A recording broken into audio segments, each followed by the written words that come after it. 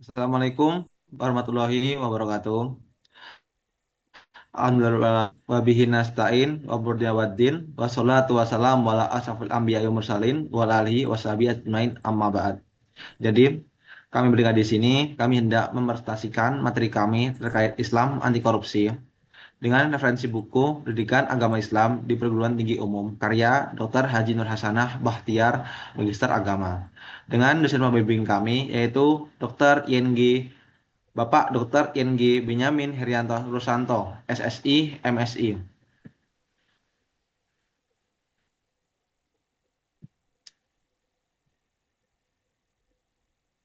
Untuk berikutnya, kita kita membahas terkait daftar isinya, yaitu konten korupsi, faktor penyebab korupsi, bentuk korupsi, dampak korupsi, cara pemberantasan korupsi, dan pandangan Islam terhadap korupsi. Berikutnya akan saya serahkan kepada yang bersangkutan. Jadi, berikutnya adalah pengertian dari korupsi. Korupsi sendiri berasal dari bahasa Latin, yaitu corruptus, yang berarti merusak habis-habisan. Corruptus sendiri berasal dari kata corrumpere. Com berarti menyeluruh, dan rupere berarti merusak atau menghancurkan. Corrumpere secara total berarti menghancurkan kepercayaan halayak kepada si pelaku yang tidak jujur itu. Secara istilah sendiri, korupsi adalah perilaku pejabat publik, baik politikus maupun pejabat, yang secara tidak legal memperkaya diri atau mereka yang dekat dengannya dengan penyalahgunaan kekuasaan yang dipercayakan kepadanya. Next. Tes, tes, tes. Menurut para ahli, korupsi dibatasi. Menurut Kartono, korupsi dibatasi sebagai tingkah laku individu yang menggunakan wewenang dan jabatan untuk meraih kepercayaan ataupun keuntungan pribadi yang merugikan negara. Selanjutnya, Werheim dan Lubis menyatakan bahwa pejabat dikatakan melakukan korupsi bila ia menerima hadiah dengan tujuan mempengaruhinya untuk mengambil keputusan yang menguntungkan si pemberi hadiah. Next. Dalam hukum sendiri, korupsi diatur atau dijelaskan dalam UU nomor 31 tahun 1999 pasal 2 ayat 1 tentang pemberantasan tindak pidana korupsi. Sebagai setiap orang yang secara melawan hukum melakukan perbuatan memperkaya diri sendiri atau orang lain atau suatu korporasi yang dapat merugikan keuangan atau perekonomian negara. Next.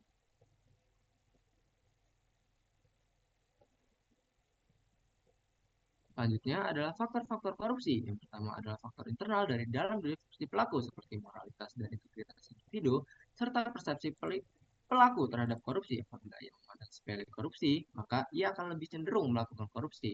Selanjutnya ada juga faktor eksternal atau faktor dari luar yang mempengaruhi si pelaku seperti tindakan hukum yang tidak efektif sehingga pelaku merasa bebas melakukan korupsi, struktur sistem politik yang tidak benar sehingga pelaku tidak merasa terawasi oleh atasan ataupun bawahannya ketika melakukan korupsi dan juga kultur dari perusahaan itu sendiri yang memungkinkan orang baru untuk terlibat dalam korupsi yang seperti yang umum terjadi di lingkungan korporasi atau lembaga. Selanjutnya ada struktur dan sistem sosial yang menganggap bahwa korupsi itu adalah hal yang wajar sehingga si pelaku merasa apa yang ia lakukan adalah bagian dari sistem yang ada.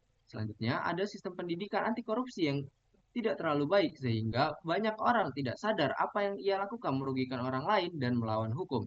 Selanjutnya adalah sistem ekonomi yang buruk ataupun memang seperti itu. Bahwasanya ketika seseorang koruptor melakukan tindak pidana korupsi, maka tujuan utamanya adalah meningkatkan taraf hidupnya atau menguruk keuntungan yang lebih. Next. Selanjutnya ada jenis-jenis korupsi. Yang pertama adalah suap, di mana ada seorang yang ingin mendapatkan keuntungan dengan memberi uang atau hadiah kepada seorang penguasa, sehingga nantinya hadiah ataupun aturan yang diterbitkan oleh penguasa akan menguntungkan si pemberi hadiah. Selanjutnya ada penggelapan berupa menyembunyikan atau menghilangkan suatu barang atau jasa ataupun uang sehingga orang lain tidak tahu bahwasanya ada hal tersebut dan akan dimanfaatkan oleh si pelaku sendiri. Selanjutnya ada pemalsuan atau penggelembungan ketika barang dan jasa di up ataupun dinaikkan harga yang tertulis dari harga sebenarnya atau bahkan tidak ada sama sekali penyewaan atau pembelian barang namun tetap ada dalam pencatatan. Selanjutnya ada pemerasan ketika seorang yang memiliki kekuasaan lebih tinggi memeras seseorang dengan kekuasaan yang lebih rendah untuk dengan melakukan ancaman ataupun hal-hal sebagainya untuk meraih keuntungan dari orang yang kekuasaannya lebih rendah. Selanjutnya ada nepotisme berupa mengangkat atau meningkatkan jabatan dari seseorang yang dekat dengan penguasa tanpa ada kecakapan yang cukup. Next. Berikutnya saya akan membahas terkait dampak korupsi. Yang pertama adalah melemahnya kepercayaan investor. Kenapa demikian? Karena investor itu menaruh uang kepada suatu perusahaan. Namun, ketika perusahaan itu dia melakukan korupsi, pastinya investor yang uangnya itu diambil oleh suatu pihak tertentu akan merasa rugi, akhirnya akan tidak percaya pada perusahaan tersebut. Kedua, merugikan negara. Kenapa demikian? Karena uang negara itu ditujukan untuk rakyat semuanya. Tapi ketika ada korupsi, itu uangnya untuk pada pihak tertentu saja. Ketiga adalah korupsi mempersulit demokrasi dan tata pemerintahan. Yang keempat, memperlambat pembangunan. Karena anggaran yang tadi ditujukan untuk membangun suatu negara itu terlambat karena uang yang tadinya mau untuk negara merasa kurang sehingga harus ada anggaran kembali. Berikutnya adalah sedangkan kekayaan. Dengan adanya korupsi, yang makin kaya akan kaya, yang makin miskin akan miskin dan terjadi gap antara yang kaya dan yang miskin. Terakhir, kurangnya kepercayaan masyarakat terhadap aparat pemerintah. Kenapa demikian? Karena seharusnya masyarakat itu percaya pada pemerintah. Namun, ketika pemerintah itu melakukan korupsi, pastinya rakyat tidak akan percaya lagi karena uang yang diambil oleh koruptor itu adalah uang rakyat. Berikutnya adalah cara pemberantasan korupsi. Yang pertama adalah meningkatkan penghayatan agama. Dengan agama yang kuat, insya Allah tidak akan terjadi yang namanya korupsi karena tahu hukum yang berlaku. Kedua, menghilangkan nama dan serakah. Karena pada dasarnya korupsi itu karena timbul oleh sifat serakah. Ketiga, meningkatkan penghasilan. Dengan adanya penghasilan yang tinggi, kemungkinan korupsi tidak akan terjadi karena mereka sudah akan puas oleh penghasilannya. Keempat, meningkatkan penegakan hukum dengan hukum yang kuat dan hukuman yang pas bagi koruptor. Koruptor akan takut untuk melakukan korupsi. Berikutnya, menunjukkan rasa bersalah. Berikutnya lagi, menunjukkan budaya keras. Dengan adanya kerja keras, pasti akan memberikan dampak yang cukup signifikan bagi diri kita, seperti penghasilan yang lebih, seperti itu. Berikutnya, mengubah budaya mendorong korupsi. Dan yang terakhir adalah menimbulkan sifat kejujuran. Karena kejujuran yang tinggi itu akan menjauhkan kita dari perilaku korupsi. Baik, selanjutnya bagaimana pandangan Islam terhadap korupsi? Next.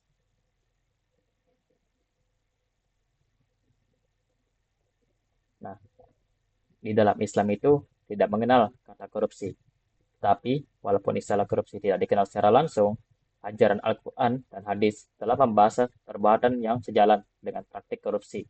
Misalnya, riswah ataupun itu suap, serakah atau pencurian, gulul atau gasi atau penipuan, dan khianah atau pengkhianatan. Hal ini diatur dalam Quran Surah Al-Baqarah ayat 188. Dan janganlah sebagian kamu memakan harta sebagian yang lain di antara kamu dengan jalan yang batil. Dan janganlah pula kamu membawa urusan harta itu kepada hakim, supaya kamu dapat memakan sebagian dari harta orang lain dengan jalan berbuat dosa, padahal kamu mengetahuinya. Next.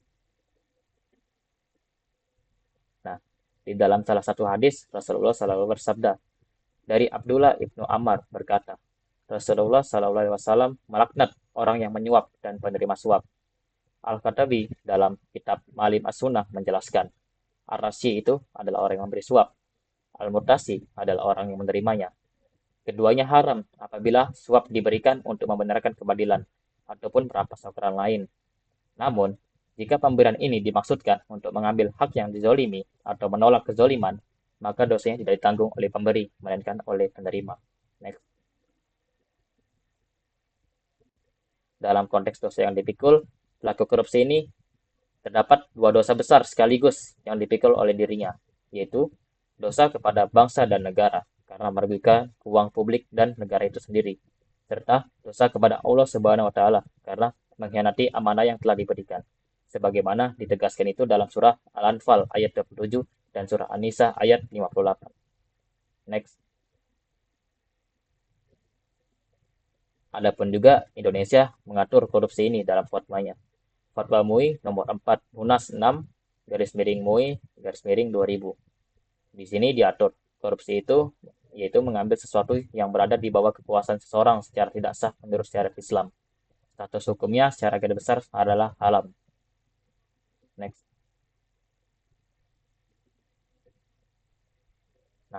Walaupun haram, ada juga kondisi khusus di mana sebuah pemberian hadiah itu tidak haram. Di sini kondisi khusus yaitu memberikan riswah dan menerima hukumnya adalah haram. Yang pertama. Kedua, melakukan korupsi hukumnya adalah haram mutlak. Yang ketiga, memberikan hadiah ke pejabat, yang dimana jika pemberian hadiah itu pernah dilakukan sebelum pejabat tersebut memegang jabatan, maka pemberian seperti itu hukumnya halal. Demikian juga menerimanya. Nah, jika pemberian hadiah itu tidak pernah dilakukan sebelum pejabat tersebut memegang jabatan, maka hal ini ada tiga kemungkinan. Jika antara pemberi hadiah dan pejabat tidak ada atau tidak akan ada urusan apa-apa, maka memberikan dan menerima hadiah tersebut tidak haram. Tetapi, jika antara pemberi hadiah dan pejabat tersebut terdapat urusan, maka bagi pejabat haram menerima hadiah tersebut, sedangkan bagi pemberi haram juga memberikannya, apabila pemberian ini dimaksud bertujuan untuk meluluskan sesuatu yang batil atau bukan haknya. Adapun juga, jika antara pemberi hadiah dan pejabat ada sesuatu urusan, baik sebelum maupun sesudah pemberian hadiah, dan pemberian ini tidak bertujuan untuk sesuatu yang batil, maka halal bagi pemberi. Nah, tetapi bagi pejabat haram menerimanya. Selanjutnya, bagaimana penanganan hasil korupsi? Imam An-Nawawi dalam karyanya Al-Majmu' Syarh Al-Muhadzab menjelaskan bahwa harta haram yang pemilik aslinya tidak diketahui tidak boleh dimanfaatkan untuk kepentingan pribadi. Harta tersebut wajib disalurkan untuk kemaslahatan umum, misalnya seperti bansos dan lain-lain. Next. Dari kesimpulan presentasi ini, baik Al-Quran maupun hadis dapat disimpulkan bahwa korupsi itu hukumnya haram secara mutlak. Larangan ini tidak bisa ditawar karena di dalamnya terdapat dua dosa sekaligus, dosa kepada bangsa dan negara, serta dosa kepada Allah Subhanahu wa Ta'ala. Baik, selanjutnya kita memasuki sesi tanya jawab. Di sini kami telah merangkum beberapa pertanyaan dari saudara-saudara kami. Yang pertama adalah saudara Ahmad Saukani dengan pertanyaan, bagaimana hukumnya melakukan korupsi, namun hasilnya dari korupsi tersebut digunakan untuk hal-hal yang baik? Dari jawaban kami, menurut hukum agama Islam, Rasulullah SAW pernah bersabda sesungguhnya, Allah itu maha baik dan tidak menerima kecuali yang baik. Dan dari sini dapat disimpulkan bahwa harta yang haram tidak bernilai pahala, bahkan tetap bisa menambah dosa jika tidak disertai dengan taubat. Selanjutnya, ada saudara Miras Agung. Pertanyaan, apakah ada cara lain dari pemerintah untuk memberantas tindak pidana korupsi selain dari jalur hukum? Jawabannya ada, yaitu dengan pencegahan, yaitu melalui perbaikan sistem, baik itu sistem keamanan ataupun sistem lainnya, dan juga ada sistem pendidikan anti korupsi. Selanjutnya, Ya, berikutnya adalah dari saudara Rakan Prayoga. Pertanyaannya yaitu, kasus dalam pesantren yang notabene paham agama tetap melakukan korupsi, bagaimana hal yang bisa terjadi? Jawaban dari kelompok kami adalah, benarnya, menurut saya mau dia hidup dimanapun, baik itu di pesantren atau tidak, itu tetap kembali ke individu masing-masing. Manusia dengan banyak ilmu tentu tidak menjamin bahwa ia tidak melakukan kesalahan. Berikutnya, dari saudara Rehan Azil Prasetya, pertanyaannya yaitu, dalam Islam, bagaimana hukum memberi uang kepada pihak tertentu untuk meloloskan proses kerja jika seorang sebenarnya sudah memenuhi semua syarat yang sah, tapi dipaksa membayar? Jawaban dari kelompok kami adalah, beri suap tetap haram, namun jika seorang terpaksa memberikannya untuk meroleh hak yang sah, maka dosa dan haraman berada pada pihak yang meminta dan menerima suap. Berikutnya Baik, yaitu dari saudara Agung Kurnianto Koginta. Pertanyaannya yaitu, dengan meningkatkan penghasilan karyawan, apakah itu benar efektif atau tidak? Jawaban dari kelompok kami adalah, dengan salah satu cara pencegahan korupsi atau menaikkan gaji seorang karyawan, itu dapat bernilai efektif apabila karyawan itu memberikan kontribusi yang signifikan dan memberikan benefit yang banyak bagi lingkungannya. Berikutnya yaitu pertanyaan dari saudara Rifki Satya Perdana. Pertanyaannya yaitu, hukuman apa yang sebagai koruptor? Jawaban dari kelompok kami adalah, dalam Islam, koruptor wajib mengembalikan seluruh harta yang dikorupsi, bertobat dengan sungguh-sungguh, dan dapat dijatuhi hukuman ta'zir oleh negara, seperti penjara atau sanksi berat sesuai tingkat kerusakan yang ditimbulkan. sekian dari kami kelompok 3, saya Azmi Aziz.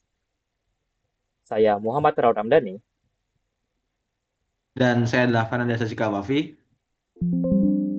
Akhir kata kami ucapkan terima kasih. Assalamualaikum Assalamualaikum warahmatullahi warahmatullahi wabarakatuh. Warahmatullahi wabarakatuh. wabarakatuh.